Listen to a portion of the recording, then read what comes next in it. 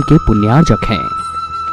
गुरु भक्त परिवार माताजी श्रीमती प्रेमलता जैन, श्री सुशील जैन, श्रीमती स्वीटी जैन, श्री अजीत जैन, श्री अभिषेक जैन। ठेकेदार परिवार अलवर राजस्थान। पुत्री एवं दामाद श्रीमती सौम्या जैन, श्री आकाश जैन दिल्ली। साज properties 200 foot bypass Alwar Rajasthan.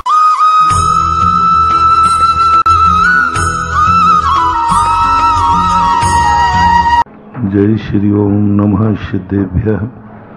जय श्री ओम नमः सिद्धेभ्यः।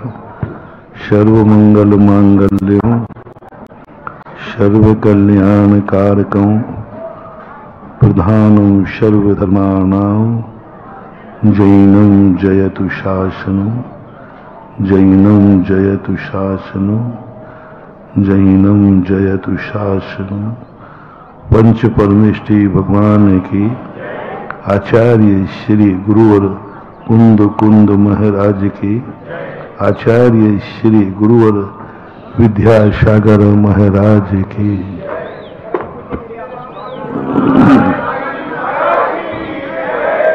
परम पूज्य मेरे आपस श्रवण मुनि पुंगव श्री सुधा सागर जी महाराज की। बोलो परम पूज्य छुल्लक श्री गंभीर सागर जी महाराज की। समस्त मुनि संघ की। कि हमारे पास सब कुछ है, लेकिन ऐसा अनुभव में नहीं आ रहा है कि मेरे पास सब कुछ है। दुनिया में जब देखता है व्यक्ति सब कुछ पराया लगता है। सब ऐसा लगता है कि दुनिया में हमारा अपना कुछ भी नहीं है, सब पराया लगता है। कई बार तो तुम लोगों ने अपने घरों में देखा कि अपने भी पराये लगते। कई पिता को बेटा ऐसा लगता है पराया है। न्यारो पूत पड़ोसी दाखिल है। बेटा अपना है लेकिन पराया लग रहा है। पिता अपना है लेकिन पराया लग रहा है। जब जब हो जाता है जब स्वयं का शरीर भी पराया लगने लग जाता है। ये शरीर भी साथ नहीं देता। अपना कौन है जो हमारा साथ दे, और पराया कौन है जो हमारा साथ न दे। एक डेफिनेशन हो गई अपने और पराये की। अब इतनी डेफिनेशन बनाकर, परिभाषा बना करके अपन सब निर्णय करें तुम्हारा कौन है। ये परिभाषा बना ले। जो हमारा साथ दे वो हमारा है, और जो साथ ना दे वो पराया है। अब बोलो तुम्हारा क्या क्या है। कौन कौन तुम्हारा साथ दे रहा है। क्या मन तुम्हारा साथ दे रहा है?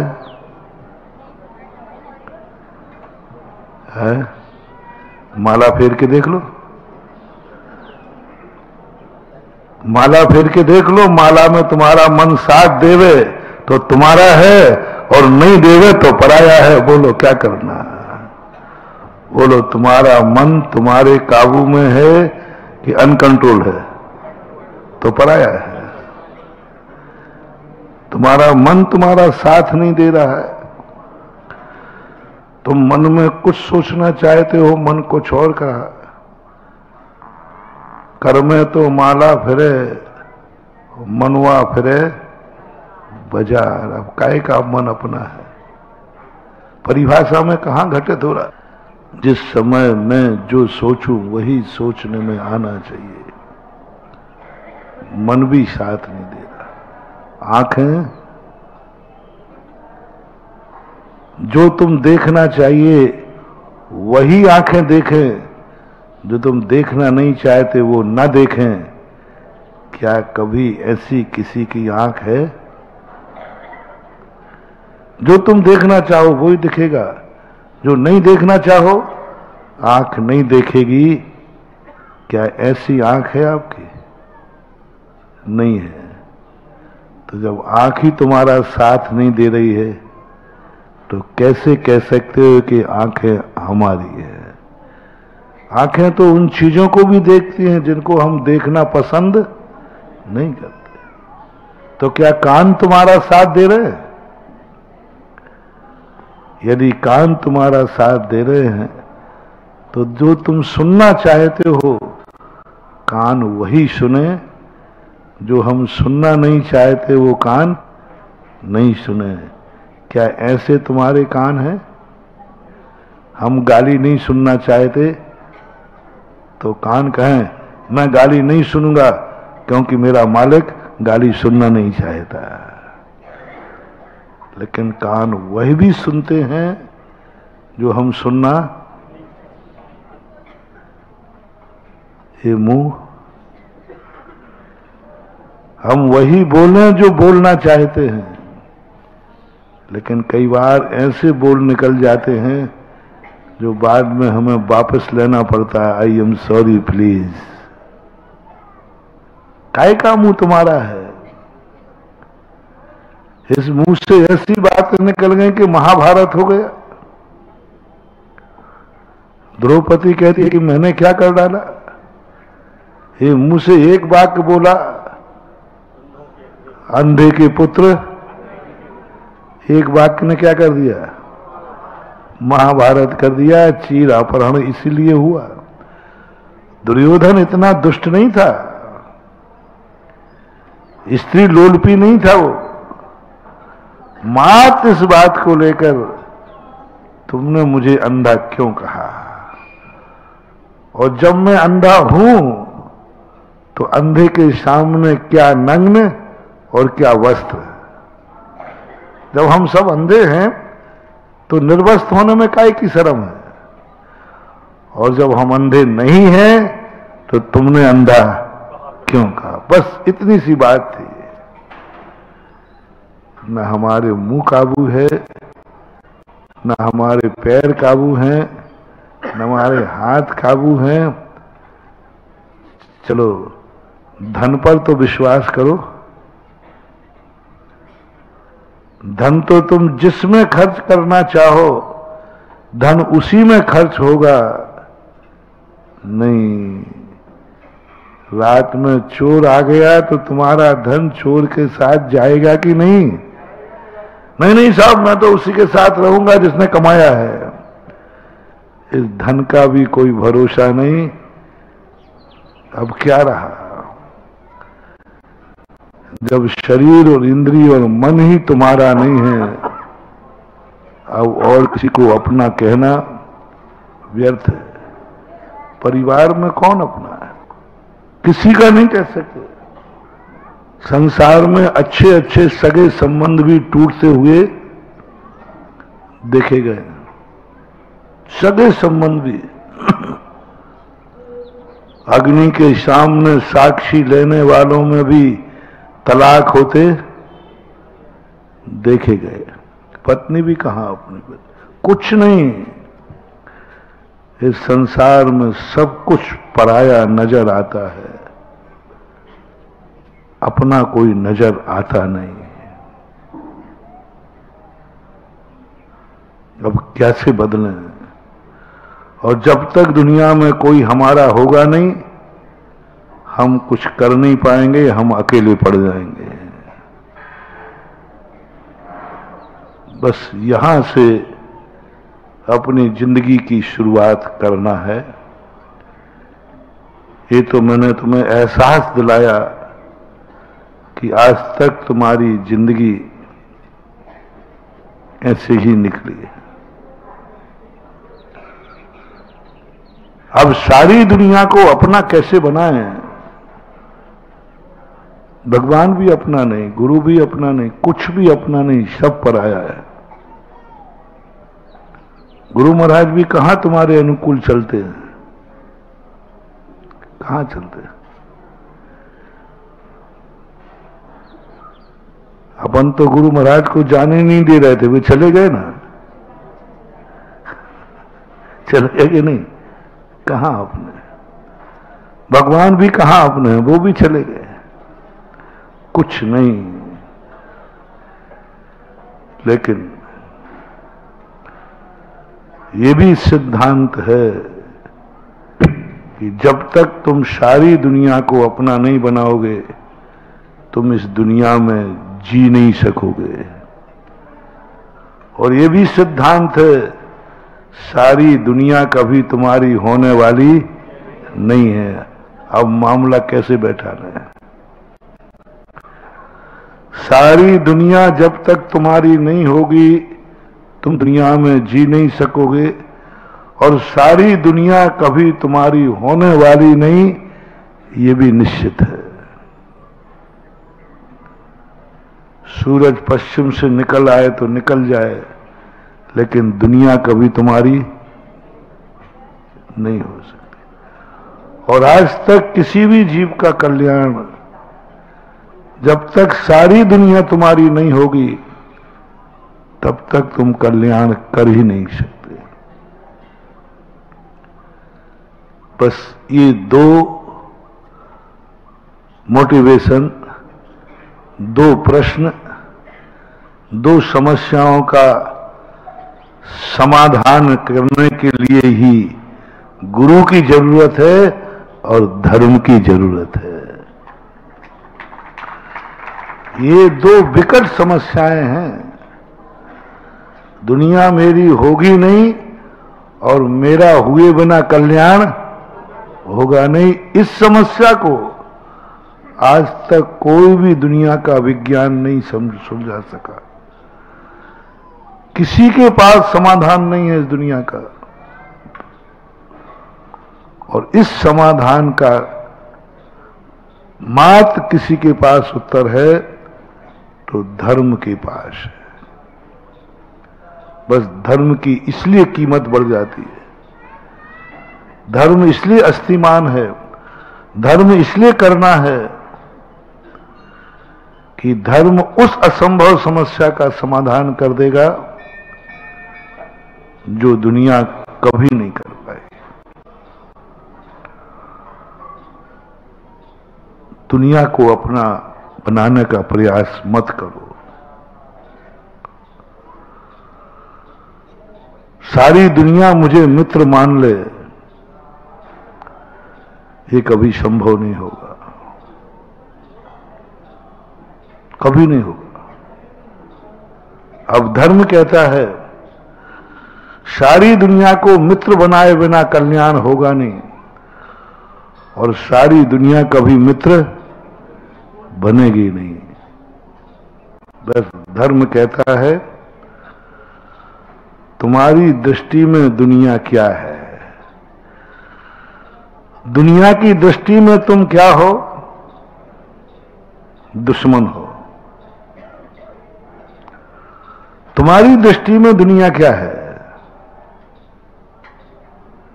उपादान दृष्टि, जैन दर्शन का रहस्यमयी खोज। दुनिया की दृष्टि में तुम क्या हो ये नहीं पूछना, ये नहीं खोजना, तुम्हारी दृष्टि में दुनिया क्या है ये घोषणा करो। तुम दुनिया के दुश्मन हो, तुम्हारी दृष्टि में दुनिया कैसी है? उपादान दृष्टि, बहुत बड़ा सूत्र दिया। तुम्हारी दृष्टि में दुनिया कैसी है? महाराज दुनिया से पूछ लो ना कि दुनिया की दृष्टि में मैं क्या हूं, तो मैंने कह दिया तुम्हें दुनिया दुश्मन मानती है, मुझे भी मानती है, भगवान को भी मानती है। सूर्य का उदय होना सभी के लिए मांगलिक हो ये कोई जरूरी? उल्लू के लिए? सूर्य का उदय होना सबके लिए अच्छा है, उल्लू के लिए बुरा है। इसलिए जैन दर्शन कहता है इस चक्कर में मत पड़ो कि दुनिया तुम्हें क्या मानती है। तुम्हारी दृष्टि में दुनिया क्या है? बस ये अनुभूति हमें करना है, ये अनुभव हमें आ जाए। हम सब कुछ होकर, धन हमारे पास है, लेकिन हमें धनी की अनुभूति, हम 10 करोड़ की गाड़ी में बैठे हैं, लेकिन हमें नौकर की अनुभूति हो रही, ड्राइवर की। हम मंदिर आते हैं, हमें भिखारी पने की अनुभूति होती है। बोले भगवान, मांगने का भाव आता है, मांगने का भाव आता है। जब जब तुम किसी के सामने कुछ मांगने बैठो, समझ लेना तुम्हें भिखारी पने की अनुभूति हो रही है। और जब जब तुम्हें बदले में कुछ पाने का भाव हो, तो मजदूरी की अनुभूति होती है। मैंने माला फेरी, ये मिल जाए, मैंने अभिषेक किया, ये मिल जाए, मैंने दान दिया, ये मिल जाए, ये भाव तुम्हारे मन में आ रहा है, तो समझ लेना तुम मजदूर हो, मजबूर हो। इसके बदले नहीं, मुझे कुछ मिल जाए, समझ लेना तुम भिखारी हो, भिखारी की अनुभूति हो रही है। कल की बात याद रखो। ना मांगने का भाव हो रहा है, ना बदले का भाव हो रहा है, क्योंकि ये मेरे पिता हैं, मैं इनका बेटा हूं, तो मुझे तो मालिक पने की अनुभूति हो रही है। सब कुछ हम मंदिर जा ही नहीं रहे, हम तो अपने घर जा रहे हैं। एक बेटा था, उसके दोस्त ने पूछा, ये मकान किसका है? तेरा मकान कहां है? बोले मेरा मकान ये है। मेरा मकान बोला, अभी 5 साल का है और बाप भी सुन रहा है। उसका जन्म ही नहीं हुआ था तब वो मकान बन गया था। बाप ने नहीं, दादा ने बनाया था।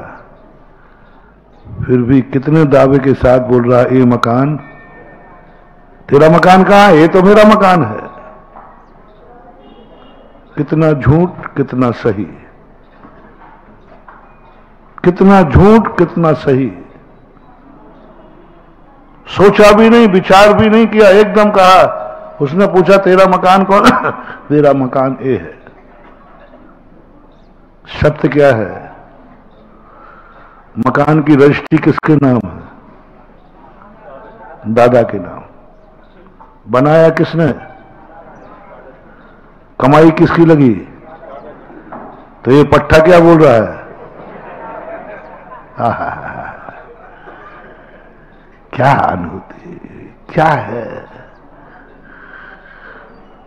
दादा पट्टा है, दादा है का पट्टा है, दादा ने बनाया, उसके जन्म के पहले बन गया था। लेकिन क्या अनुभूति हो रही उसको? ये अनुभूति नहीं हो रही है दादा का मकान है। उसने फर्श से कह दिया ये मेरा मकान है, और कुछ भी नहीं है उसके पास। फिर भी उसे मालिक बनने की अनुभूति हुई। अब आपसे पूछे,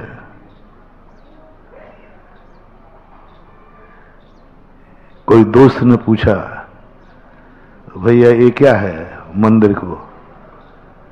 तो क्या जवाब है आपका? नहीं बोलोगे, झूठ मत बोलना। अरे ये जैन मंदिर है, ये जिनेन्द्र देव का मंदिर है, ये जय जय अतिशय क्षेत्र है, ये नवीनाथ मंदिर है। पराये पने की अनुभूति हो रही है। उसने नहीं कहा ये मेरे दादा का मकान है, ये मेरे पिता का मकान है। यदि ये कहता बहुत थोड़ा बारीक बात है, समझना। यदि दोस्त ये कहता नहीं ये मकान तो मेरे पिताजी का है, इससे सिद्ध क्या हुआ? इससे सिद्ध क्या हुआ? पिता और बेटे दोनों अलग हैं, एक नहीं है। बस इतना ही सिद्ध। ये तो मेरे पापा का मकान है, इसका अर्थ है कि बेटा बाप से अलग हो चुका है। और जब तक अलग नहीं हुआ तो भाव ही नहीं आएगा, तुरंत कहेगा मेरा मकान है। जैसे ही तुमने कहा कि ये जिनेन्द्र देव का मंदिर है, नेमिनाथ का मंदिर है, तैसे ही भगवान और भक्त में अलग हो चुके हो। मंदिर नेमिनाथ का है और अनुभूति आ जाए यही तो मेरा मंदिर है। नाम नहीं बदलना, पट्टा नहीं बदलना, अनुभूति बदलना है। किसी को जाते हुए देखा, किसी ने पूछा यार ये कौन जा रहा है, और वो तुम्हारे पापा थे। कौन जा रहा है उसने ये पूछा, तुमने तुरंत क्या कहा? बोलो। उसने ये पूछा ही नहीं था। देखते ही तुम्हें अनुभूति क्या हुई? मेरा पापा। उससे अरे भाई ये तो मेरे पापा जा रहे हैं। नाम क्यों नहीं लिया? तुम्हें यहां नाम की अनुभूति हुई है कि संबंध की अनुभूति हुई है? फर्स्ट एंड फर्स्ट संबंध की अनुभूति हुई, नाम की अनुभूति नहीं हुई। तुरंत आया अरे मेरा पापा है, अरे भाई ये मेरे पापा है। फिर कोई पूछे नाम क्या है, फिर नाम बताओगे। अनुभूति में क्या आया? बस बस बस इतनी सी बात है। तुम्हारे महाराज जा रहे, किसी ने पूछा जैन ने ये कौन जा रहा है? झूठ मत बोलना, तुरंत कहोगे सुदासागर महाराज आए हैं ना, आचार्य महाराज विद्यासागर जी आए हैं ना। तुरंत फट से एक ही जवाब निकलेगा। कभी धोखे में पूछ के देख लूंगा। तुम लोगों को मेरा नाम पता है कि नहीं? छत्र वालों, मेरा नाम क्या है? गड़बड़ मत करो, मामला यही है। आएगी नहीं अनुभूति में। संबंध अलग अलग हैं, हमारा तुम्हारा कोई संबंध जुड़ा नहीं है। जुड़ा तो है लेकिन अलग अलग हो रहे हो, इसलिए कह रहे हो ये मकान मेरे पापा का है, क्योंकि घर का और तुमने मंदिर को अलग मान लिया। बस यही राग है। उसने पूछा नहीं था तुम्हारा इनसे क्या संबंध है, उसने तो पूछा था ये कौन। लेकिन अनुभव क्या आया? मेरा पिता जा रहा है। बस महानुभाव। जैसे ही किसी कुछ महाराज जा रहे हैं, महाराज जी देखते ही तुम्हारे अंदर नाम की अनुभूति नहीं हो, मुनि की अनुभूति नहीं हो, ओहो जानते नहीं ये तो मेरे गुरु महाराज हैं। अनुभूति की बात कह रहा हूं, ये मेरे गुरु महाराज हैं। अरे भाई तेरे गुरु महाराज हैं, नाम तो बता, फिर दोबारा नाम बताना, लेकिन अनुभव में क्या लाना? मेरे गुरु महाराज, मेरे पापा। किसी ने पढ़ाया नहीं था, पिता ने कहा नहीं था बेटा कोई पूछे तो यही कहना ये मेरा मकान है। किसी ने नहीं पढ़ाया था, पिता ने भी नहीं पढ़ाया था कि कोई पूछे तो कहना मेरे पापा है। इतना गाढ़ संबंध, इतना गाढ़ संबंध कि उस 5 साल के बेटे को स्वतः ही जाग गया मेरे पापा है, मेरा मकान है। एड्रेस लिखता है फलाने भवन। अरे भाई वो तो तेरे दादा का मकान है, तेरा थोड़ी है। बोले महाराज आप नहीं समझते हो, हम लोग दादा की संपत्ति हमारी संपत्ति और हमारी संपत्ति। बस मैं तुम्हारे संबंधों को तोड़ नहीं रहा हूं, बस ऐसे ही संबंध में भगवान से बना रहा हूं। देखते ही आ जाए मेरे जिनेन्द्र देव का मंदिर है, मेरे देवता का मंदिर है, मेरे भगवान का मंदिर है, देखते ही अनुभूति में आ जाए। कौन है, कौन सा तीर्थ है? मेरा तीर्थ है, मेरा तीर्थ। और मेरा तीर्थ है, कोई पूछे इसका नाम क्या है तो फिर बताना जय जय अतिशय क्षेत्र। हमें परायेपन की अनुभूति हो रही है, हमें भगवान की अनुभूति हो रही है, हमें भक्त की अनुभूति हो रही है, लेकिन ये मेरा है ये अनुभूति नहीं हो पा रही। बस भगवान को तुम जानते हो, तुम तो क्या दुनिया जानती है। यदि मैं बाजार से निकल जाऊं तो वो अजैन लोग भी क्या जानेंगे, कौन कौन है जैन मुनि है, सभी मुनि जानेंगे ना। तो तुम भी वही जान रहे हो, तुम भी वही जान रहे हो, जैन मुनि है। तुमसे पूछा, अजैन से पूछा, जैन से पूछा, दोनों से पूछा कौन जा रहे, जैन नहीं बताया। अरे भाई ये जैन महाराज हैं, फलाने सागर हैं। तो वो तो अजैन भी कह रहा है जैन मुनि है, फलाने सागर हैं। तुम में और उसमें अंतर क्या हुआ? मुनि तो मिथ्या दृष्टि भी जानता है, मिथ्या दृष्टि भी जानता है कि ये जिनेन्द्र देव हैं, मिथ्या दृष्टि भी जानता है कि पिछी कमंडल लिए हैं, नग्न हैं, जैन मुनि हैं। उससे ज्यादा तुम्हारी पहचान नहीं हुई, तुम्हारी अनुभूति में आ जाए नहीं ये जैन मुनि है, ये बाद में, ये मेरे गुरु हैं, ये पहले अनुभूति में आ जाना चाहिए। ऐसा जब राग भाव बैठ जाता है, तुम्हारी दृष्टि में क्या है, तुम्हारी दृष्टि में दुनिया कैसी है, तुम दुनिया को क्या मानते हो। पूज्यवर अमृतगत आचार्य महाराज ने घोषणा कराई मुनि महाराज के मुख से, दुनिया मुझे क्या मानती है ये पूछ लो ना सबसे। बोले नहीं। मुनि महाराज से कहा तुम दुनिया के लोगों को क्या मानते हो?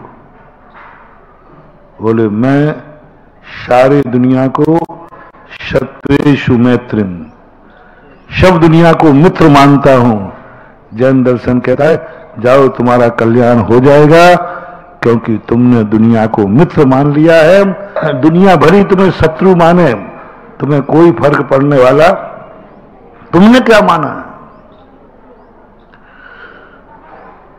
भगवान ने तुम्हें माना है कि नहीं माना, इससे कोई फर्क नहीं पड़ने वाला है। तुमने भगवान को क्या माना? गुरु तुम्हें जानता है कि नहीं जानता, इससे कोई फर्क पड़ने वाला नहीं है। तुम गुरु को जानते हो कि नहीं? गुरु को नहीं कहा कि उसी शिष्य का कल्याण होगा जिसको गुरु जानता है, जिसको गुरु जानता है। मैंने कहीं नहीं पढ़ा, लेकिन उसी शिष्य का कल्याण होगा जो गुरु को जानता है। कहीं शास्त्र में नहीं लिखा कि गुरु जाने कि ये शिष्य कैसा है। हर शास्त्र में लिखा है शिष्य जाने कि मेरा गुरु कैसा है। तुम लोग क्या चाहते हो? बार बार प्रश्न आता है, महाराज जी हम आपको गुरु मानते हैं, आप हमें जानते हो कि नहीं जानते? मैंने गया काम से, गया काम से। नहीं, दावा ठोको, गुरु महाराज मुझे जाने या ना जाने, लेकिन मैं गुरु महाराज को अच्छी तरह जानता हूं। महाराज हमें देखें या ना देखें, लेकिन मैं महाराज को जरूर देखता हूं। महाराज तुम्हें देखेंगे सो कल्याण होगा कि नहीं मैं नहीं कह सकता हूं, लेकिन तुम महाराज को देखोगे तो तुम्हारा कल्याण निश्चित है। एक व्यक्ति आया, बहुत नाच रहा है, बोले महाराज जी आनंद आ गया, मजा आ गया, आचार्य श्री का दर्शन हो गया, बहुत इतना खुश महाराज जी, बहुत धन्य हो गया जीवन। मैंने कहा भाई तू तो ऐसे नाच रहा है जैसे आचार्य श्री ने कोई तुझे मंत्र दे दिया हो। अरे आपके आचार्य श्री कभी कुछ देते लेते हैं क्या? मैंने कहा नहीं देते, लेकिन तेरा नाचना बता रहा है। नहीं नहीं महाराज ऐसा तो कुछ नहीं दिया। तो मैंने कहा पिछी लगा दी होगी तुझे। बोले आचार्य श्री और पिछी लगा दे। फिर मैंने कहा ऐसा है कि तुझे आशीर्वाद दिया होगा? बोले नहीं दिया। तो मैंने कहा तेरे से कोई वार्तालाप की होगी, बातचीत की होगी, इसलिए खुश हो रहा है? बोले वो भी नहीं हुई। तो मैंने कहा आचार्य श्री ने तेरी तरफ देख लिया होगा, क्योंकि ये अपन लोगों की आदत है आचार्य श्री देखना, तो अरे महाराज ने देख लिया, महाराज ने देख लिया। और बात करने में तो फिर तो, और हाथ उठा दे तो, और पिछी लगा दे तो मैंने यही सब सोचा। बोले महाराज जी ना उन्होंने देखा है, ना वो बोले हैं, ना आशीर्वाद दिया है, ना पिछी लगाई है। फिर मैंने कही पागल काय के लिए नाच रहा है।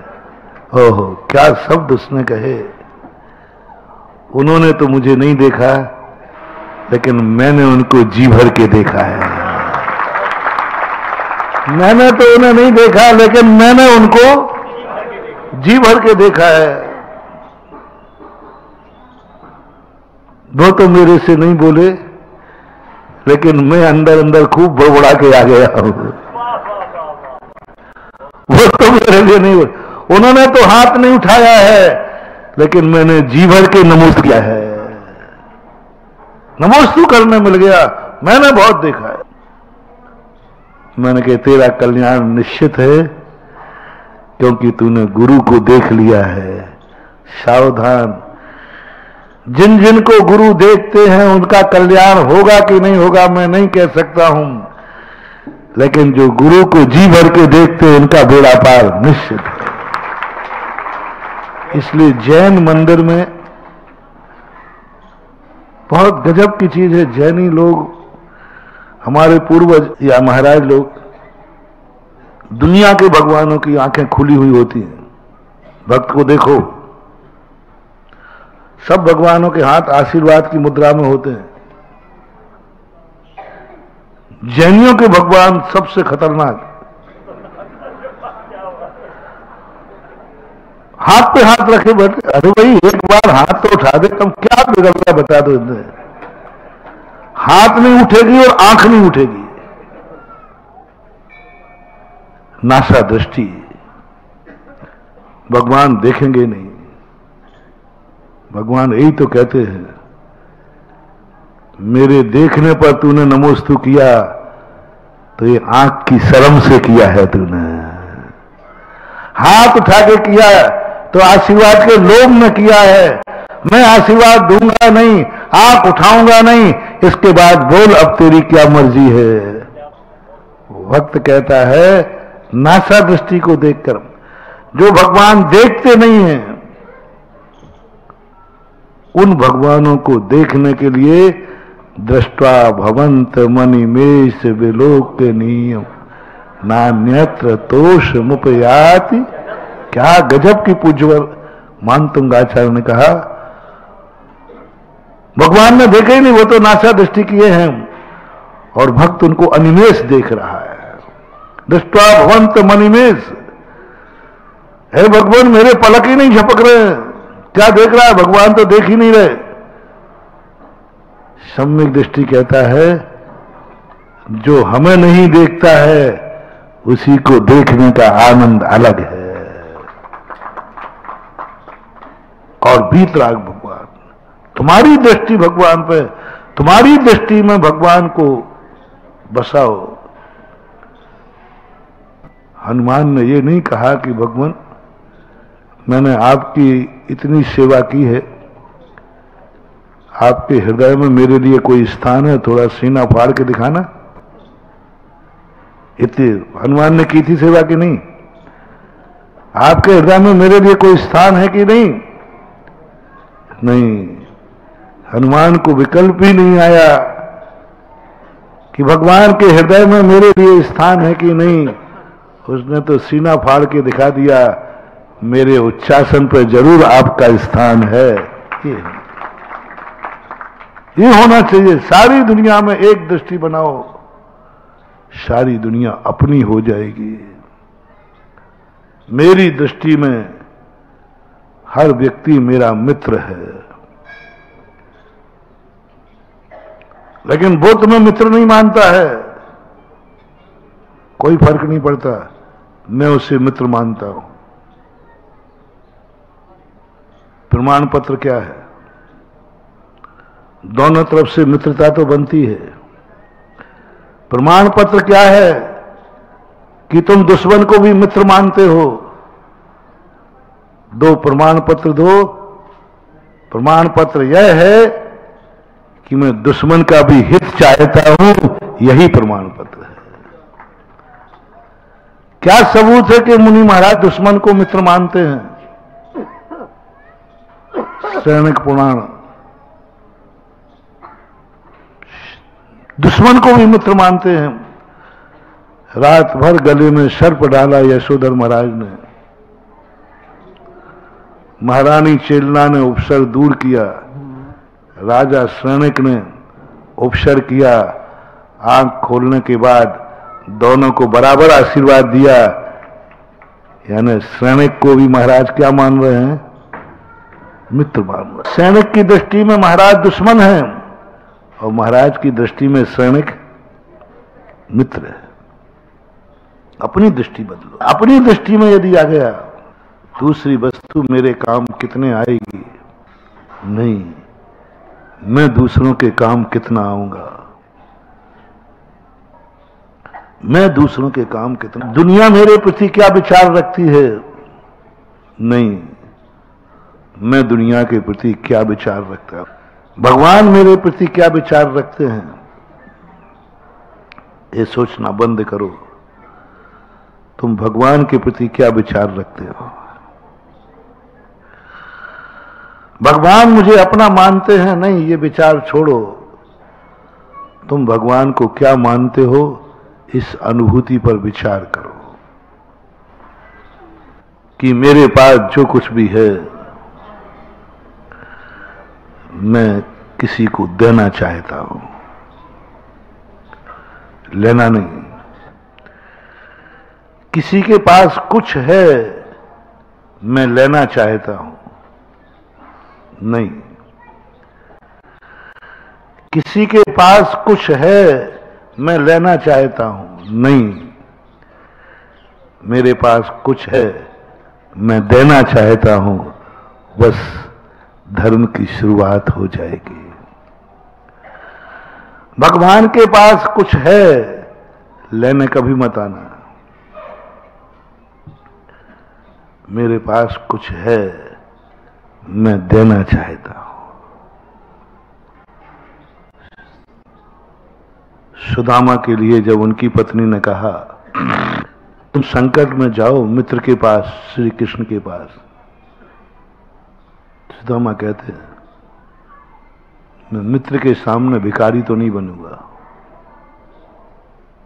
मर जाऊंगा लेकिन भीख मांगने नहीं जाऊंगा, मैं कुछ लेने नहीं जाऊंगा, मैं कुछ लेने नहीं जाऊंगा, मरूं तो मर जाऊंगा। तब पत्नी जानती थी सुदामा का, बोले लेने नहीं जाना है, लेने नहीं जाना है, पकड़ो ये मुट्ठी भर चावल, ये कृष्ण जी को देने जाना है, देने जाना है, क्योंकि तुमने एक अपराध किया था, कृष्ण जी से बचपन में चुरा करके चने खाए थे। सुदामा की दृढ़ता का रहस्य वैष्णव दर्शन में ये है कि जब बचपन में ग्वाले के रूप में गायों को चराने गए तो बहुत बरसात हो रही, तो श्री कृष्ण और सुदामा दोनों एक पेड़ पर छुपे हुए थे, दोनों को भूख लग रही थी। सुदामा थोड़े से चालाक थे, कुछ चने उनके पास थे। तो श्री कृष्ण ने पूछा कि देखो भूख लग रही है, तेरे पास कुछ है? कुछ आवाज भी आ रही थी खाने की। सुदामा ने झूठ, नहीं नहीं मेरे पास तो कुछ नहीं है, मैं तो ठंड के कारण किड़किड़ा रहा हूं। और सत्य क्या था?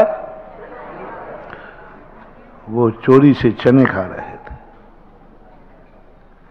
गुरु से कपट, मित्र से चोरी, या हो निर्धन या हो कोड़ी।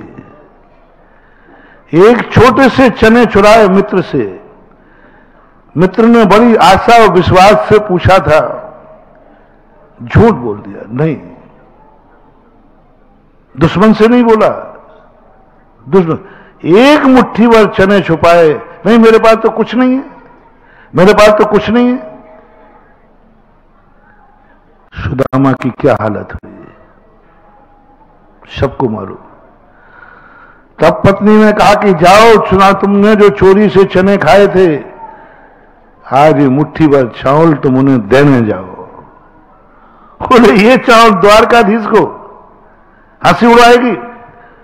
बोले नहीं, महान आत्माओं के पास सभी प्रकार के लोग आते हैं, तुम देने नहीं, लेने नहीं, ये चावल देने जाओ।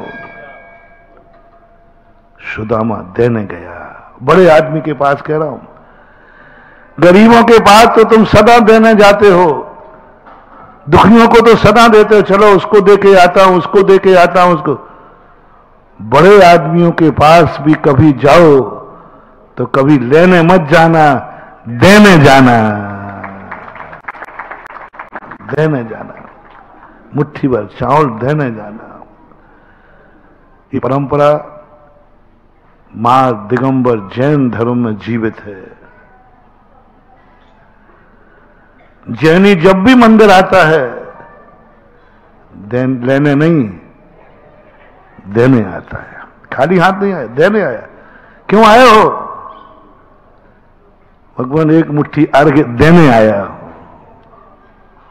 लेना तो है ही नहीं हमें।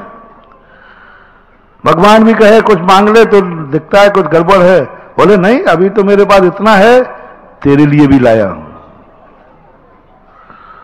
बस ये भाव तुम्हारे अंदर आ गया,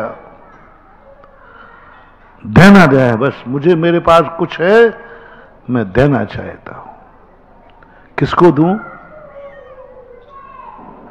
किसको दूं, ये निर्णय तुम्हें करना है। मेरे पास है, फेंकना नहीं चाहता हूं, मैं देना चाहता हूं। साधु वस्तु का त्याग करता है, ग्रस्त वस्तु का दान करता है। पर देने के लिए, जैसे कल मैंने उदाहरण दिया था, मंदिर जाओ देने के लिए। जय जय तीर्थ क्षेत्र क्यों जा रहे हो?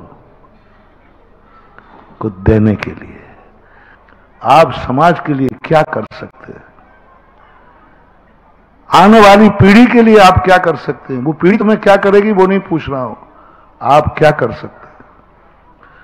आज दो ही चीजें हैं, राष्ट्र के लिए, समाज के लिए, संतति के लिए, मेडिकल और एजुकेशन, मेडिसिन और एजुकेशन। ये दो चीजों को यदि अपने कंट्रोल में कर लिया तो इस देश को हम हजारों साल तक आजाद रख सकेंगे। देश गुलाम होगा। मेडिसिन और एजुकेशन अंग्रेजों की नीति है कि भारत का एजुकेशन मेडिसिन अपने हाथ में ले लो। वे इतने उदार नहीं है कि तुम्हें करोड़ों करोड़ रुपए लगाकर कॉन्वेंट स्कूल खोल रहे हैं। उनकी नीति है कि ये दो चीजें अपने कंट्रोल में आ जाएंगी, भारत फिर से गुलाम।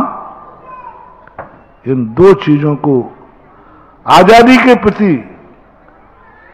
स्वतंत्रता संग्राम सेनानी वो बात अलग थे कि हम राष्ट्र को एजुकेशन और मेडिसिन में स्वाधीन खड़े करेंगे, विदेश का सहारा नहीं लेना पड़ेगा। और जैन समाज के प्रति बात है तो स्कूल इसलिए नहीं खोलना कि हमें धर्म का प्रचार करना है, हमें इसलिए खोलना है स्कूल कम से कम वहां अंडे को शाकाहार तो नहीं बताया जाएगा। कई लोग कहते हैं सीबीएसई स्कूल खोलने से क्या फायदा, वहां धर्म की पढ़ाई नहीं होती है। कोई बात नहीं, महाराज ने एक धीवर को भक्त बनाया, नमोकार मन नहीं पढ़ाया, मार इतना कहा कि मछली मत मारना। यदि सीबीएसई कोर्स में यदि तुम्हारा जैन स्कूल है, एक व्यक्ति आए बोले महाराज जी मैंने एक यूनिवर्सिटी खोली है, कॉलेज खोला है, लेकिन महाराज ध्यान रखना हम फीस जम की लेते हैं और किसी गरीब को कभी माफ नहीं करते। आप भी किसी को कहोगे तो मैं माफ नहीं करूंगा, बिल्कुल उल्टा बोले मेरे। गरीबों से भी मैं, कोई दया नहीं मेरे पास, गरीबों में कोई दया नहीं, जम के पैसा लेता हूं। आप भी कहोगे तो मैं किसी गरीब की फीस माफ नहीं करूंगा। अब क्या आप मेरे कॉलेज को आशीर्वाद देंगे? देखना, उसने पहले ही मुझे सब बुलबुला, जम के पैसा लेता हूं जहां मौका, किसी गरीब को माफ नहीं। आप भी कहोगे तो मैं किसी को माफ। और फिर बोलता है पट्टा, क्या ऐसे कॉलेज को आप आशीर्वाद देंगे? अब क्या खाक दिया, अब क्या कर दिया आशीर्वाद दे, यही होगा ना। मेरा दिमाग थोड़ा अलग है। अब आशीर्वाद देंगे क्या आप? तो वो देखता है कि महाराज अभी हाल मना करेंगे ऐसे दुष्टों के लिए। उन्होंने कहा जम के कमाता हूं, जम के कमाई के लिए खोला है मैंने कॉलेज। मैंने कहा तुम कौन हो? बोले जैन। मैंने तुम्हारे बाप कौन थे? बोले जैन। दादा कौन थे? बोले जैन। मैंने पीछे उठाई, मैंने तीनों हाथ से आशीर्वाद।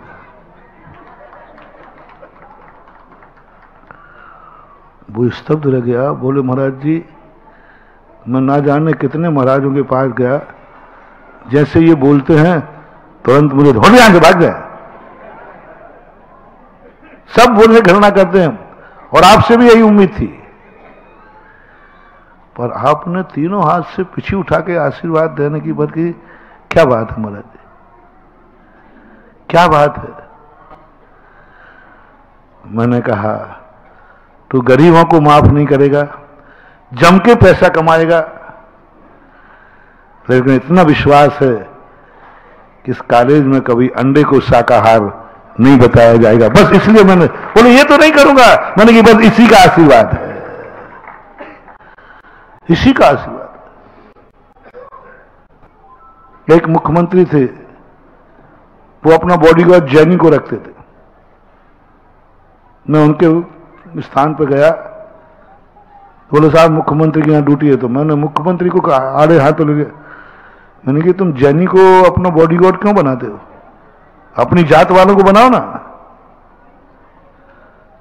बोले नहीं महाराज मैं अपनी जात वाले को नहीं बनाता हूं, जैनी को बनाओ। मैंने क्यों क्यों? बोले जैनी कितनी कुछ कर ले, कभी प्राण नहीं लेगा। मैं तुम्हारी कहीं हमारी जाति का व्यक्ति ऐसा है कि यदि थोड़ा मैं डाल दूं तो जो बंदूक मेरी रक्षा के लिए उल्टी टारा है। ठाकुर थे उन्होंने कहा यदि मैं थोड़ी डाल दूं ना तो जो बंदूक लिए वही मेरे लिए उतार देगा। मुझे इतना आनंद आया, कम से कम जैनी की एक पहचान तो है, एक पहचान तो है जैनी की। ऐसे ही अपने जीवन में एक पहचान बनाओ जैनी की। सब कुछ करेगा लेकिन अंडे को शाकाहार तो नहीं बताओगे। बोले महाराज इतना तो नहीं करूंगा। मैंने कहा इसी का आशीर्वाद है। आज ये मत सोचो कि धर्म है कि नहीं, आज ये सोचो कि अनैतिकता कितनी गिर रही है। आज हर व्यक्ति के लिए यहां एक मेडिसिन तो खोल ही रहे हैं, राजू बाबू ने बताया था, बहुत बड़ा लोग। बस एक ऐसा विद्यालय खुले और कहीं के आए या नहीं आए, छतरपुर जिले का हर जैन का बच्चा उस स्कूल में पढ़ा है। धर्म के लिए नहीं पढ़ा रहा हूं, बस शाकाहारी बनाना है। क्योंकि कॉन्वेंट में जाएगा तो मैंने बच्चों को ऐसे देखा है, एक स्थान पर बच्चों ने आके कहा मम्मी से, मम्मी तू प्रतिदिन हमें ये सब्जी रख देती है, हम आज आमलेट लेके जाएंगे। बोले क्यों? हमारे दोस्त आमलेट लाते हैं। एक क्रिश्चियन लोग क्या करते हैं, जब भोजन करते हैं ना तो सबसे कहते एक दूसरे को शेयर करो। तो आमलेट वाला देता है उसको और सब्जी वाला देता है, वो आमलेट खाना सीख गया, घर में आमलेट मांगा उसने। तो इनके बचाने के लिए अब इसके लिए भी दो काम। सबसे पहले मैंने इसलिए मैं यहां आया था, क्षेत्र का विकास करने का इतना नहीं सोचा था जितना हो गया। मैंने सोचा था कि यहां विद्यालय के लिए स्थान मिल जाएगा तो जय जय अतिशय क्षेत्र में एक विद्यालय की स्थापना करूंगा। लेकिन यहां देखा इतना बड़ा स्थान विद्यालय के लायक स्थान नहीं है। तो पहले तो विद्यालय के लिए कम से कम 3 एकड़ जमीन चाहिए। यदि कोई फार्म हाउस वाले हो, कोई जमींदार लोग हों, तो भूदान एक बहुत बड़ा दान कहलाता है। जो भूदान देता है वे लोग जमींदार बनते हैं। एक वो व्यक्ति हैं जिनको रहने के लिए भी मकान नहीं है, और एक वो जमींदार हैं जहां आंख उठाओ वहां उनकी जमीन, वहां उनकी जमीन, जहां आंख उठाओ बोले फलाने की जमीन पर है। ऐसा पुण्य कैसे कमाया उसने? कभी धर्म कार्य के लिए उन्होंने जमीन दान दी होगी।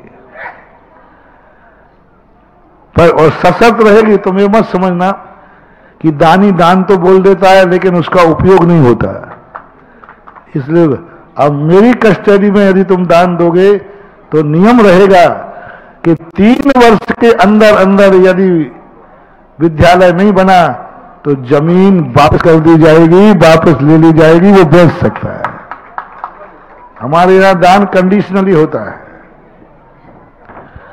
अब यदि कोई के पास दान की जमीन हो तो खड़ा होकर दे सकता है। अब इसके लिए ये तो हो गया जमीन दान। अब जमीन पे टाट पट्टी पे बैठ के पढ़ेंगे क्या बच्चे? अब विद्यालय बनाने के लिए, बिल्डिंग बनाने के लिए कम से कम ऐसा विद्यालय बने, कम से कम 4 से 5 करोड़ रुपए का विद्यालय कम से कम बने। छोटा मोटा विद्यालय नहीं जैसे तुम चला रहे होगी। तो सबसे पहले दातारों की है, फिर कुछ विद्यालय के मंदिरों के स्थान भी है, नाम भी आएगा। हाँ, तो एक व्यक्ति यदि पूरा विद्यालय बनाना चाहे, मैं तो इसलिए मान रखता हूं कि मुझे देख पता चला है कि कोई ना कोई धन्ना सेठ कभी कभी आ जाता है। एक पूरा विद्यालय बनाना चाहे, वो अपने माँ बाप के पिता की स्मृति में कि यह विद्यालय, तो बहुत बड़ा काम समाज का हो जाए। लेकिन एक व्यक्ति नहीं कर पाता है तो दो रोग हम खोलते हैं। जो व्यक्ति कमरा कम से कम 11 से कम का नहीं बना, 11 कलर से अच्छा कमरा, बढ़िया कमरा, पूरा वो पढ़ाई के आधुनिक वो होते ना LED वगैरह सब पूरा कम से कम जो 11 कलश देगा, और वो इस ट्रस्ट का परम संरक्षक भी माना जाएगा। वो आजीवन परम संरक्षक 5 कलश का है, तो 11 देगा तो 6 तो निर्माण में और 5 उसके। तो वो जो अभी ट्रस्ट अपन ने, उस ट्रस्ट का वो परम संरक्षक भी होगा। देखो लोग कहते हैं लोग मंदिर में खर्च कराते हैं इनमें, अब तो मंदिर से बाहर आ गया मैं। कुछ लोगों की आलोचना की आदत होती है। एक बार एक आलोचना की ऐसी हुई, लोगों ने कहा महाराज मंदिर बनाते हैं, हम तो कोई सोशल काम हो विद्यालय, तो हमने, अब उन व्यक्ति को मैं आज तक ढूंढ रहा हूं, पता नहीं कहां गए हो गए। अरे जिनकी मंदिरों में रुचि नहीं है, ऐसे लोग अब सोशल कार्य में आगे आओ और विद्यालय को ऐसा बनाओ सारे लोग डोनेशन से एडमिशन कराएं, और इन दानवीरों का, जमीन दान का, और जो कक्ष बनाएंगे उनका शिलापट के ऊपर नाम लिखा जाएगा। भूदान वाले का तो बहुत बड़ा शिलापट लगेगा, और शर्त एक रहेगी, विद्यालय का स्टैंडर्ड इतना बड़ा होगा कोई भी जैनी का बच्चा इस विद्यालय से बाहर नहीं पड़ेगा। जो पढ़ाई यहां होगी, जो पढ़ाई नहीं होगी वो बात अलग है, और जो नहीं पढ़ाएगा उसको जवाब देना पड़ेगा कि तुम क्यों नहीं पढ़ा रहे हो। यदि वो कहे कि यहाँ के टीचर अच्छे नहीं, तो टीचर नियुक्त करने की छूट उसी व्यक्ति को दी जाएगी, आप करो लेकिन बच्चा यहीं पढ़े। कम से कम 1 से 2 लाख रुपए का प्रिंसिपल होना चाहिए विद्यालय का। प्रिंसिपल की वेतन कम से कम इतना हो, फिर देखो विद्यालय कैसे नहीं चलता। और दूसरा, बड़े मंदिर के ट्रस्ट के अंतर्गत एक विद्यालय के लिए बहुत बड़ा स्थान पड़ा हुआ है। बड़े मंदिर कमेटी और लोग पंचायत बैठ करके उस संबंध का उपयोग से उसकी संपत्ति को बिक्री करके अथवा कोई वहां अच्छा मॉल बना करके जो आय हो उससे भी इस विद्यालय का निर्माण किया जा सकता है, अथवा वहां मॉल निकाल करके जो दुकानों की पगड़ी आदि आए उसको भी विद्यालय निर्माण में लगाया जा सकता है। एक ऑफर दिया है। बाकी मुझे तो यही भाव है कि दातार लोग इतना दान दें कि दातारों के दान से ही यह विद्यालय बन जाए, और अपना लोग बनाते रहें, जैसे जैसे तीर्थ बनता जाए और विद्यालय भी बनता जाए। सारी भूमिका मैंने बना दी है, अब कमेटी को कार्य करना है, और इसके जो वास्तु दोष आदि हटाना है वो सब मैं नक्शे में पूरा का पूरा गाइडलाइन कर रहा हूँ। इस क्षेत्र के लिए कुछ दोष निकालने के रास्ते समझ में आए, और मुझे लगता है कि ये क्षेत्र पूर्णतः निर्दोष बन जाएगा। अब सबके लिए कहना है, आप बड़ी राशि न दे सकें तो इस विद्यालय कम से कम एक एक कलश प्रत्येक घर का सदस्य 100 नाम लगभग हो गए हैं, और मेरा माहौल है कि इस ट्रस्ट का जय जय अतिशय क्षेत्र ट्रस्ट का कम से कम 500 ट्रस्टी होना चाहिए। बहुत बढ़िया। 100 तो हो चुके हैं लगभग, और वो 500 जब ही होंगे जब एक एक घर से एक एक व्यक्ति ट्रस्टी बने।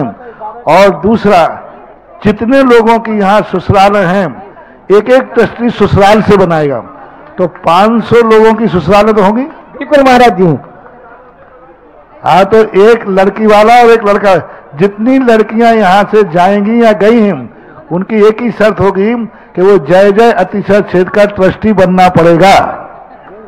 एक, और बच्ची के शादी हो गए तो वही बहू लाना, पहले उस ससुराल वालों को जय जय अतिशय क्षेत्र का छोटा ट्रस्टी बनाना, लेकिन ट्रस्टी बनाना चाहिए। और ये नियम बन जाए कि जो जय जय अतिशय क्षेत्र का ट्रस्टी है, और ये व्यवस्थाएं बनाओ तो कोई बड़ी बात नहीं। 400 घर हैं, 400 घरों के रिश्तेदार हैं, बेटियों की ससुराल है, बेटों की ससुराल है, उनको भी छोटा ट्रस्टी बनाओ। उनसे कहा ना, सवाल छोटे बड़े का नहीं, सवाल है हमारे अतिशय क्षेत्र से जो संबंध रहेगा वही हमारा रिश्तेदार होगा। तो ये करेंगे तो 500 नाम आने में कोई बड़ी बात नहीं है। बन सकते हैं, सबको बनने का मन बनाए। महावीर भगवान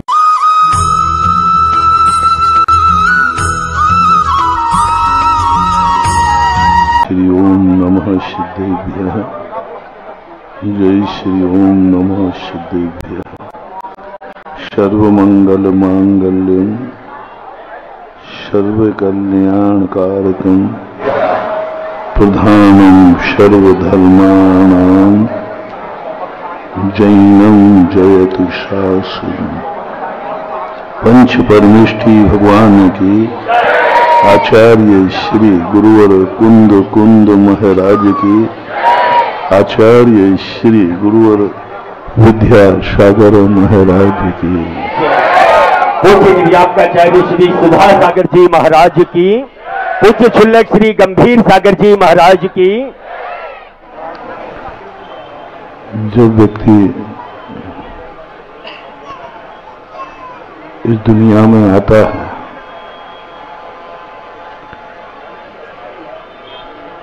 तो यह सबसे पहले उसके मन में प्रश्न उठता है, मैं कहां से आया हूं, यह प्रश्न नहीं उठता। अब मैं कहां जाऊं, यह प्रश्न उठता है। क्या किया है यह नहीं उठता प्रश्न, क्या करना है यह प्रश्न उठता है और इसके प्रश्न का जवाब खोजते खोजते सारी दुनिया पूरी जिंदगी खत्म कर देती है। और इसका एक छोटा सा सूत्र है, जो जन्म तुमने लिया है, क्या यह जन्म से तुम खुश हो? क्या एक आनंद की अनुभूति हुई है? जिस भूमि पर जन्म हुआ, क्या वह भूमि के प्रति तुम्हारा अवभाग्य है? क्या ऐसी अनुभूति हुई? जिस घर में जन्मे हो, क्या कभी ऐसी अनुभूति हुई? जिन माँ बाप की गोद में खेले हो, क्या कभी आनंद की अनुभूति हुई? तुम अपनी जिंदगी का कोई भी वस्तु तुमने प्राप्त की है, यदि स्वयं के अंदर से एक आनंद का स्फुरण हुआ है, समझ लेना जीवन के रहस्य तुम बहुत जल्दी समझ जाओगे। इस सृष्टि को भी बहुत जल्दी समझ जाओगे। दुविधा में पड़ा हुआ व्यक्ति किसी भी वस्तु का निर्णय नहीं कर पाता। जन्म हमें अतीत का किया हुआ पुरस्कार है। मरण हमारे हाथ में है नहीं। मरण और जन्म के बीच का जो जीवन है, बस इस रहस्य को समझना है। और यह रहस्य हमें जब ही समझ में आएगा जब हमारे जीवन को ये अनुभूति हो, कल भी मैं था, बहुत अच्छा था, कल भी मैं रहूंगा, बहुत अच्छा रहूंगा। ये दो घोषणाएं आपको अपनी जिंदगी में करना है, अपने आप के लिए, दुनिया के सामने नहीं। क्या कभी तुम्हारे अनुभव में ऐसा आया कि मैं अगले भाव में बहुत अच्छा आदमी था, मेरा आचरण बहुत अच्छा था, मेरा परिवार बहुत अच्छा था, मेरा देश बहुत अच्छा था, मेरा मन बहुत अच्छा था, मेरी आंखें बहुत अच्छी थी, मेरे कान बहुत अच्छे थे, मेरी वाणी बहुत अच्छे थे, मेरे हाथ अच्छे थे, मेरा पैर अच्छा था, मेरा सब कुछ अच्छा था। ये अनुभूति तुम्हारे मन में कभी आई? किसी ज्योतिषाचार्य से नहीं पूछना, किसी सर्वज्ञ भगवान की साक्षी नहीं चाहिए। अपदीपो भव, आत्मा की साक्षी चाहिए। सारी दुनिया की साक्षी हम खोज रहे हैं। हम दर्पण में अपना चेहरा खोज रहे हैं,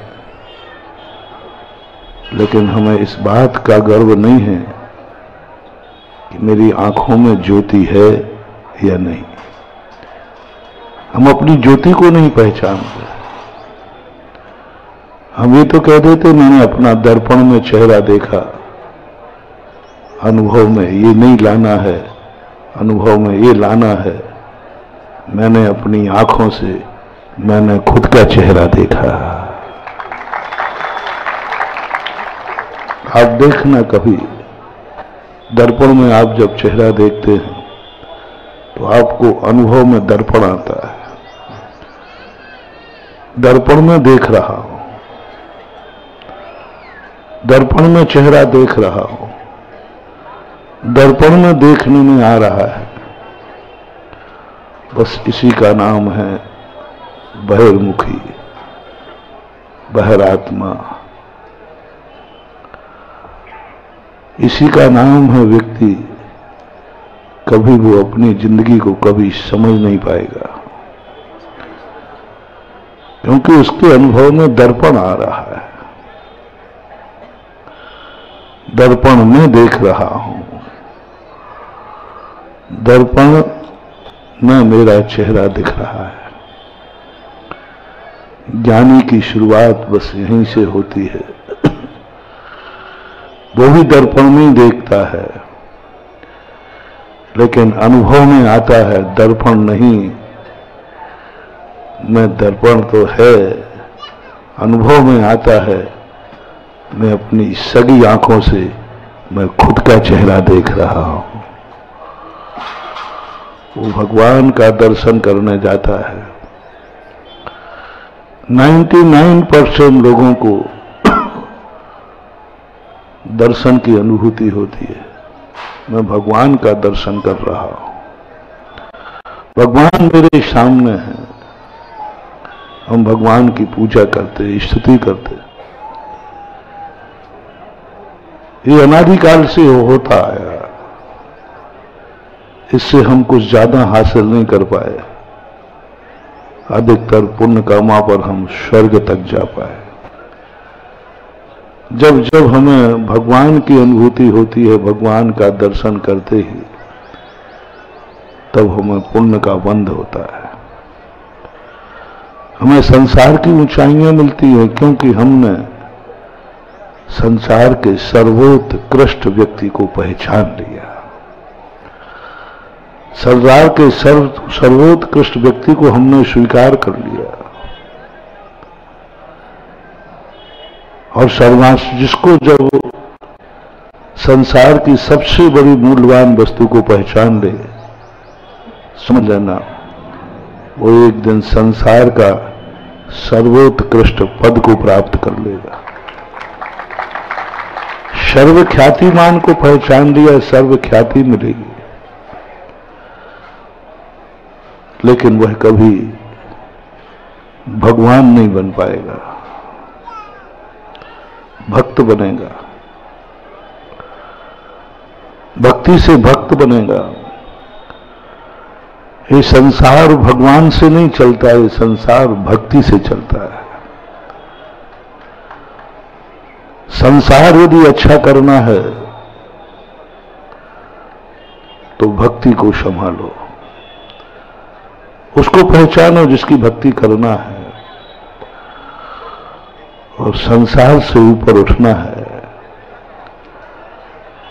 तो भगवान का दर्शन करते करते अनुभूति पे आ जाए कि मैं स्वयं अपने ज्ञान से अपने अंदर बैठा हुआ भगवान आत्मा को देख रहा हूं।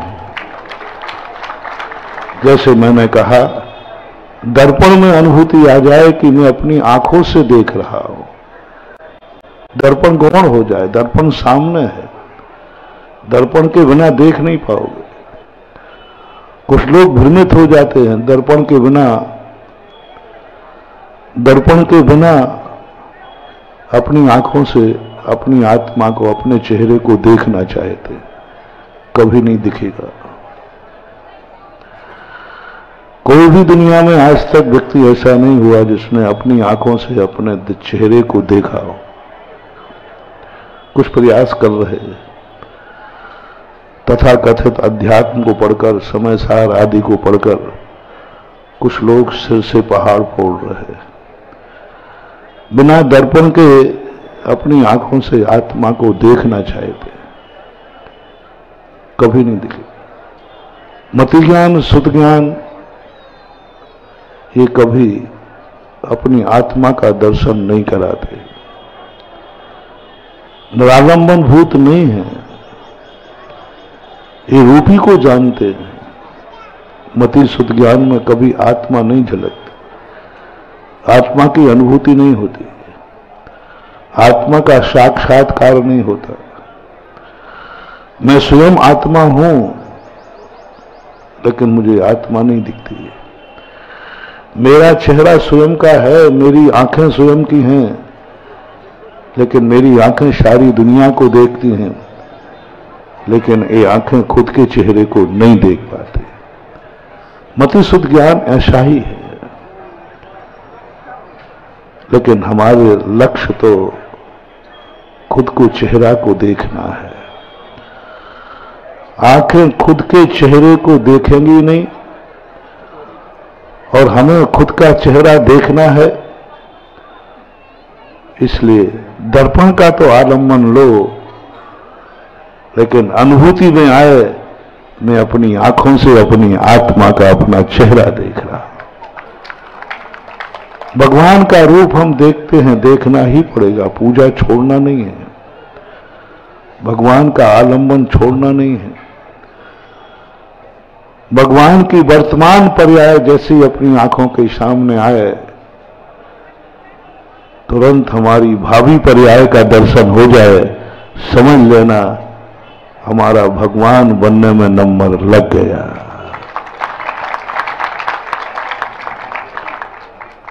हमें भगवान की वर्तमान पर्याय में हमें अपनी भावी पर्याय दिखी। भगवान की वर्तमान पर्याय थी, और अनुभव में आ गया कि यही तो मेरी भावी पर्याय है। अभी आपके संचालक महोदय बोल रहे थे, यहां पूज्य गुरुदेव का भी आगमन हुआ। बहुत भक्ति है तुम लोगों में, साधुओं की आगवानी अच्छी कराते हैं।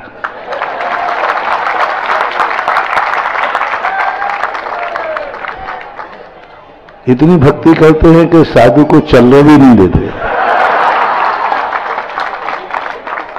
आध घंटे का रास्ता 2 घंटे 3 घंटे में पार करने देते हैं। ये भक्ति की चरम सीमा है। हर व्यक्ति को अनुभव में आया। कौन आया है? मुनि महाराज आए, आचार्य महाराज आए, हर व्यक्ति के अनुभव में आया और भक्ति का ज्वार उमड़ा। भक्ति एक अपने आप में प्रस्फुटित हुई और अपने आप को अभाग्य महसूस हुआ। अपने आप को ऐसा लगा कि आपको अनुभव में आया कि महाराज मेरे नगर में आ गए। मुश्किल में आए, लेकिन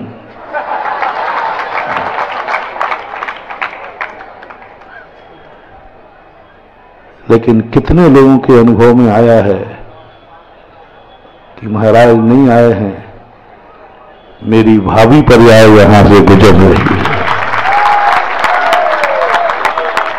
मेरी भावी पर्याय गुजर रही है। मैं अपनी भावी पर्याय का स्वागत कर रहा हूं, मैं अपनी भावी पर्याय को नमन कर रहा हूं। तो बस पक्का है, और पक्का है आने वाला कल भी अच्छा ही होगा। अनुभूति वर्तमान को देखना है, वर्तमान को अनुभव में नहीं लाना। वर्तमान को दर्पण बना लो और चले जाओ अपने अतीत और भविष्य में। साक्षात वही दिखेगा जो सर्वज्ञ के ज्ञान में दिखता है और कुछ भी नहीं जानता, अंधा है। अंधे होकर के न्याय करना, अंधे होकर तराजू तोलना है, इसी का नाम शुद्ध उपयोग है, इसी का नाम आत्मानुभूति है। शुद्ध उपयोग सर्वज्ञ भगवान को नहीं होता, क्योंकि वो जानते हैं। शुद्ध उपयोग अंधे व्यक्ति को होता है जो कुछ भी नहीं जानता, आत्मा को जानते ही नहीं। मैंने पहले ही कह दिया, मति शुद्ध ज्ञान कभी आत्मा को जानते नहीं, और मति शुद्ध ज्ञान को जो आत्मा की अनुभूति होती है उसी का नाम शुद्ध उपयोग होता है। अनुभूति होती है, जो कुछ नहीं जानता फिर भी सर्वज्ञ की घोषणा कर सकता है। ऐसे तत्वों को, ऐसे जीवन को हम समझें वर्तमान को और घोषणा करें हम त्रिकाली स्वभाव को। त्रिकाली स्वभाव समझे बिना सम्यक दर्शन नहीं होगा। त्रिकाली स्वभाव समझे बिना धर्म का आनंद नहीं आएगा। वर्तमान में तो सारे मिथ्या दृष्टि भी जीते, कीड़े मकोड़े भी जीते। वर्तमान की अनुभूति नहीं करना हमें, वर्तमान में बैठ करके हमें भविष्य की अनुभूति करना है। उसका नाम है धर्मात्मा। वर्तमान में तुम क्या कर रहे हो यह करना है, सब कुछ करना है, लेकिन इसको अनुभव से दूर निकाल दो। समय आपका हो रहा है, दर्पण देख रहा है कि नहीं बोलो, लेकिन अनुभव से परे हो गया। अनुभव में क्या आ रहा था? मैं अपनी आंखों से, दर्पण है, दर्पण नहीं देख रहा है, दर्पण से देख रहा है, लेकिन दर्पण को अनुभव से बाहर कर दो। वर्तमान में जीना है, वर्तमान में हमें अच्छा करना है, लेकिन अनुभूति से बाहर कर दो। वर्तमान मेरा सगुन बन जाए, वर्तमान मेरा मंगलाचरण बन जाए, 24 घंटे की हमारी हर क्रिया मंगलाचरण बन जाए। जाओ भविष्य की घोषणा करो, मेरा भविष्य अच्छा है क्योंकि वर्तमान मेरा सगुन है। अब ये तो मैंने पर सगुन की बात कही, तुम खुद अपना खुद का सगुन बना लो। 24 घंटे की कौन सी तुम्हारी क्रिया है जो तुम्हें खुद को सगुन लगती है? कौन सा परिणाम आने पर तुम्हें लगता है उठते ही आज ये भाव आया है, नियम से कुछ अच्छा होने वाला है? किसी को आंख खोलते ही कब ऐसा लगा कि आज मुझे दिखते, आंख खोलते ही ये दिख गया, मुझे अच्छा होने वाला है? कौन से शब्द कान ने सुने जिससे महसूस हुआ कुछ अच्छा होने वाला है? ऐसा कौन सा मुंह से शब्द निकला जिसको तुम्हारे अनुभव में, शब्द नहीं, शब्द मुंह से निकला और अनुभव में आया अच्छा होने वाला है, क्योंकि सुबह उठ करके जय जिनेंद्र निकला है, कुछ अच्छा होने वाला है। जय जिनेंद्र की अनुभूति नहीं करना, निकला क्या है? अनुभव में क्या आया? अरे भाई जय जिनेंद्र बोल रहे, अच्छे से क्या लेना देना है? बस इसी का नाम जय जिनेंद्र निकला है, और जय जिनेंद्र को सर्वज्ञ बना लो, अच्छा होने वाला है। कैसे जाना? क्योंकि उठते ही जय जिनेंद्र सुनने में आया है। अपने अंदर की अनुभूति को एक सगुन की क्रियाओं के से उस अनुभूति की तरफ ले जाओ। और होता है, हर क्रिया में होता है, आपको भी होता है, अपन सबको होता है। लगता है कई बार आज कुछ, भाई तुम क्या सर्वज्ञ हो गए क्या? कुछ ऐसा संकेत मिला। इन संकेतों को यदि अपन समझ गए तो अपने बीच में सर्वज्ञ नहीं है, लेकिन सर्वज्ञ का काम हो सकता है, हो सकता है। और ये अनुभूति अपन को करना चाहिए। आचार्य महाराज भी आए थे, मैं भी आ गया, और भी आ जाएंगे। बस अनुभूति की जो बात है वो अनुभूति तुम्हें आ जाए, सामने वर्तमान में साधु हो और अनुभूति में अपनी भावी पर्याय आ जाए, तो समझ लेना चाहिए यह दर्शन, यह सब कुछ तुम्हारे लिए सर्वज्ञ की बातें बनेगी। और यही एक दिन आत्मज्ञ की निशानी होती है। आत्मज्ञ ऐसे ही बनते हैं, जो आत्मज्ञ बन गया वो सर्वज्ञ बन गया।